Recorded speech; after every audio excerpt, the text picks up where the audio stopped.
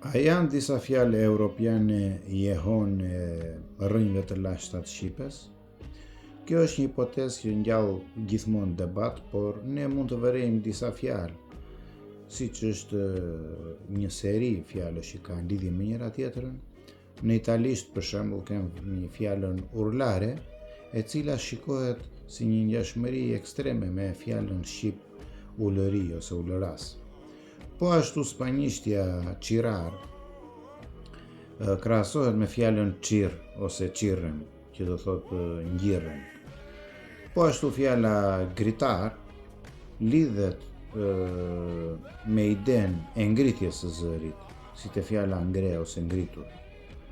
Në gjuhën gjermanike, po ashtu anglishtja kraj dhe hollandishtja kri krahasohet me fjalën kuj ose qar ose kja në dialektin grek.